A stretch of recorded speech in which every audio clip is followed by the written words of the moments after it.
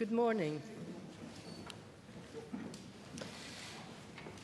The Norwegian Nobel Committee has decided to award the Nobel Peace Prize for 2018 to Denis Mukwege and Nadia Murad for their efforts to end the use of sexual violence as a weapon of war and armed conflict. Both laureates have made a crucial contribution to focusing attention on and combating such war crimes. Denis Mukwege is the helper who has devoted his life to defending these victims. Nadia Murad is the witness who tells of the abuses perpetrated against herself and others.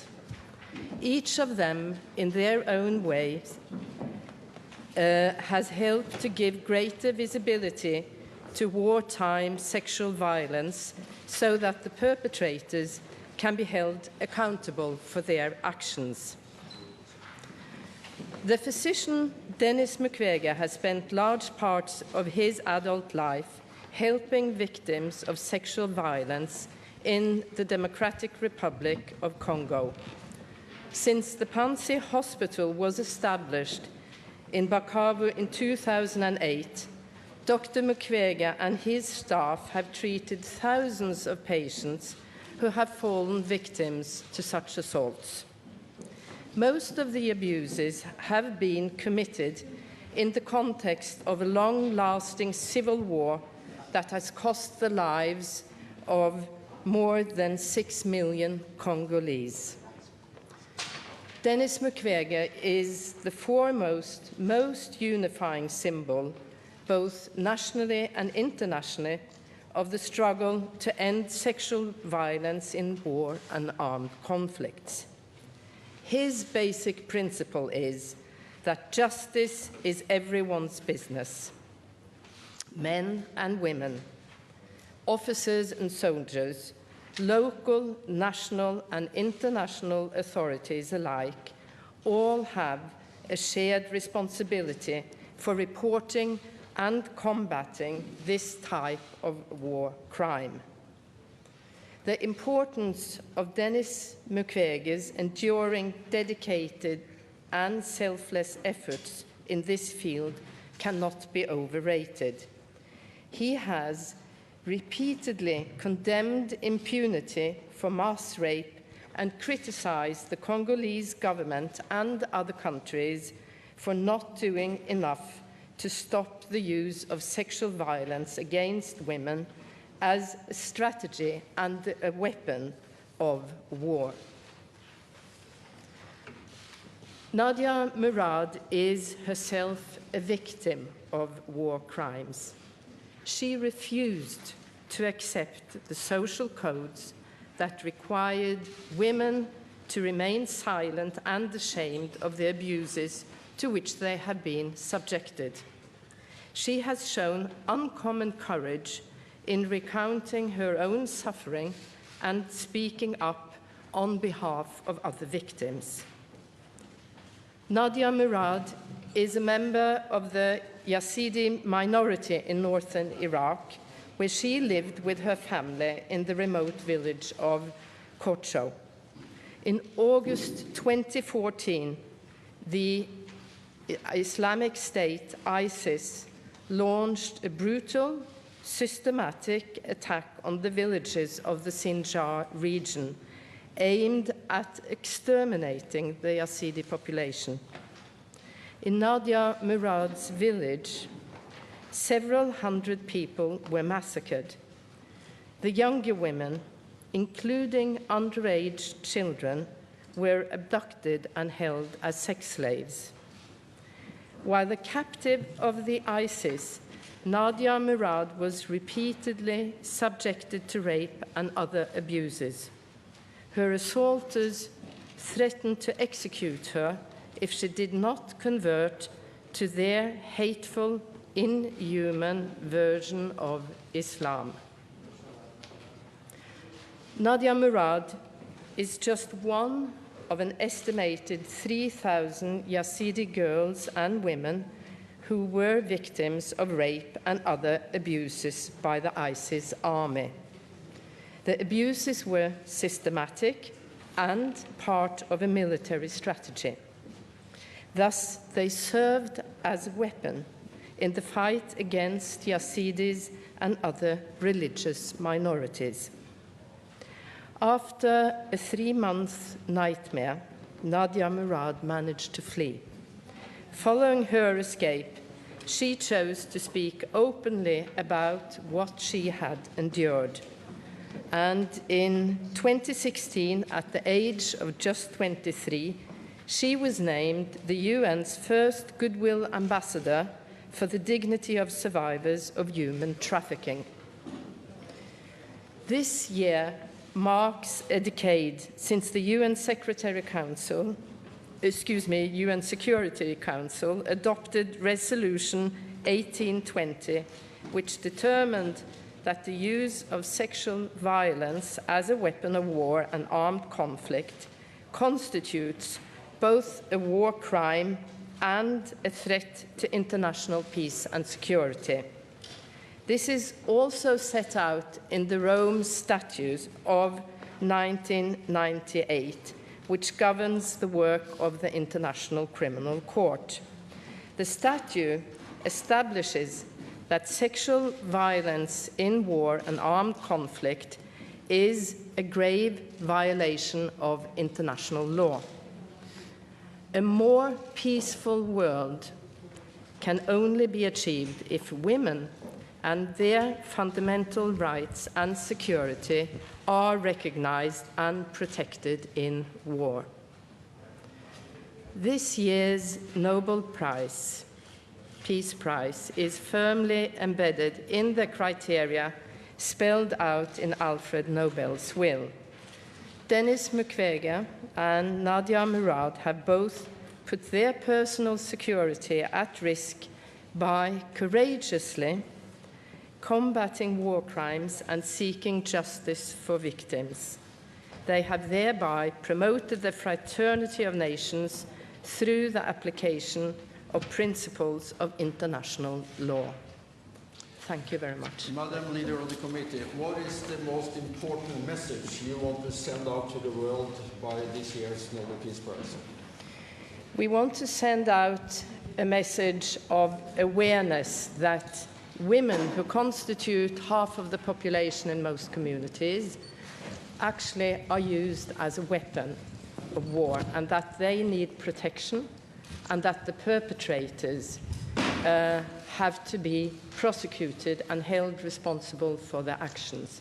We believe that this is a fundamental prerequisite for lasting peace, to also include the rights and the awareness of women.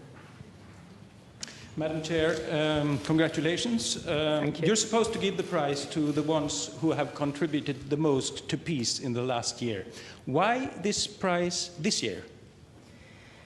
This year, Nadia Murad has spoken up on abuses against women. It is a prize where one cannot single out that it is one particular event this year.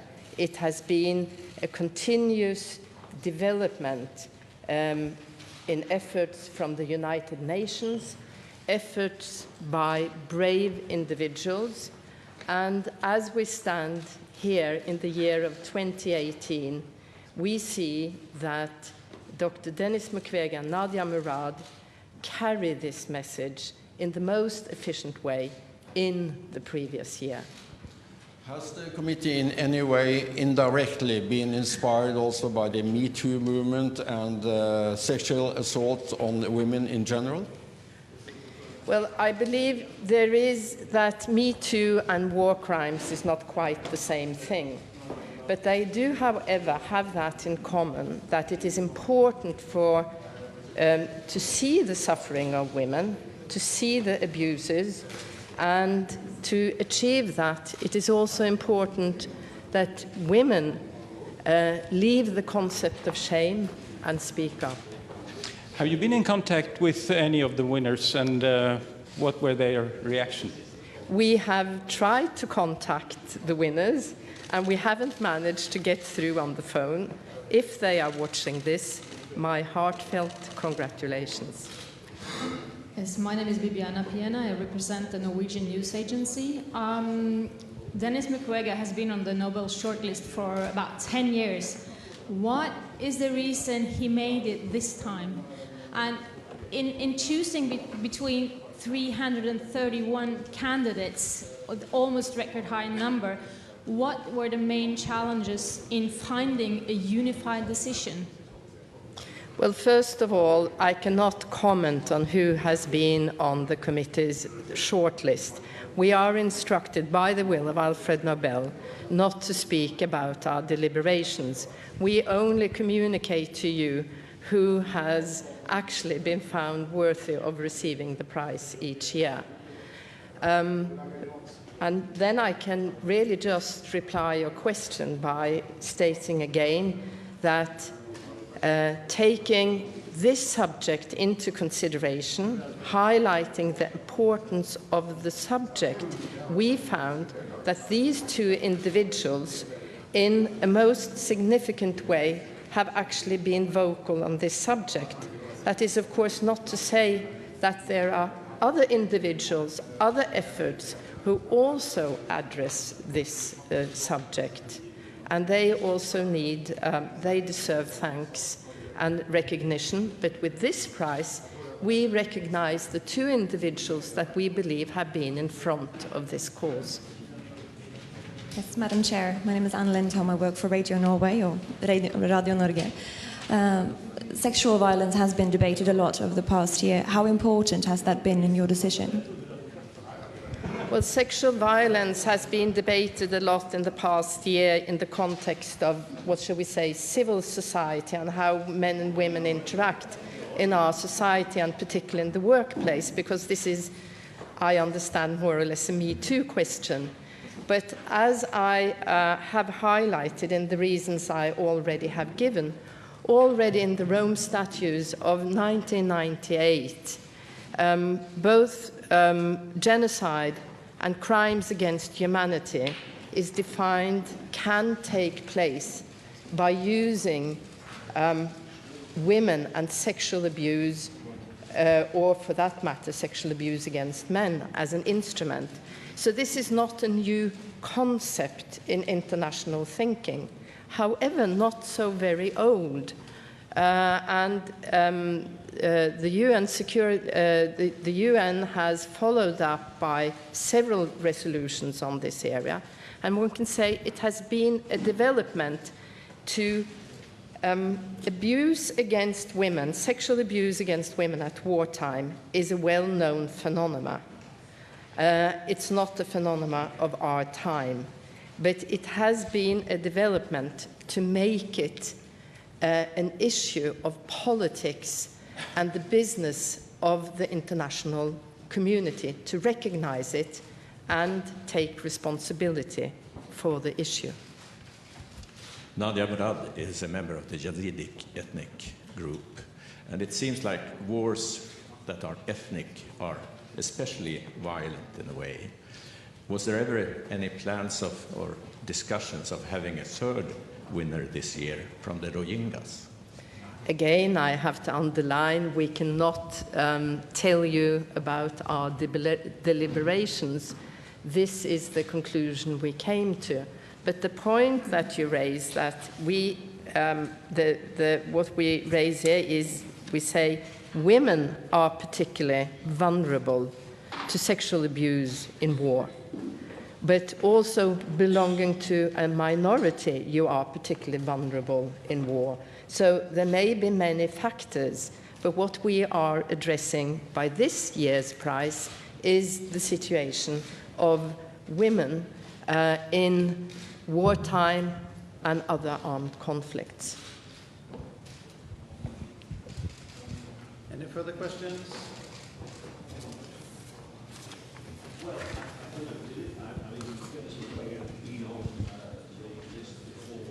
Doesn't seem so. Okay. Okay, then, Vic. What are your hopes for an eventual impact of this prize on sexual violence in wars? Well, when we say the purpose is partly to highlight the awareness of sexual abuse, and the further purpose of that is that nations take responsibility, that communities take responsibility, and that the international community takes responsibility.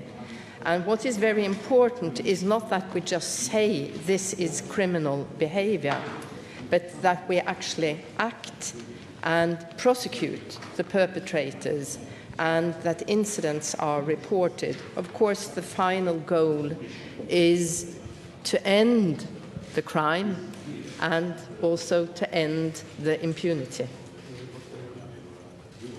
Is it true that Nadia Murad is the second youngest laureate ever?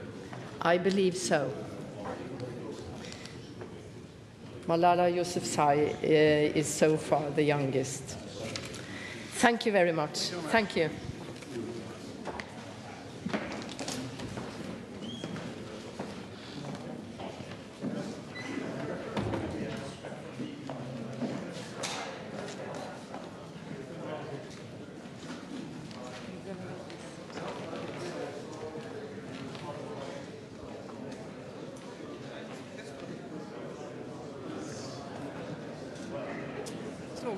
Bra jobba. Tusen takk. Det ble litt forveksling akkurat på begynnelsen her. Håper alt kommer. Ja, det er superkjærlig. Den ene var den siste. Nei, men det er så veldig bra. Ja, kjempebra. Takk for det.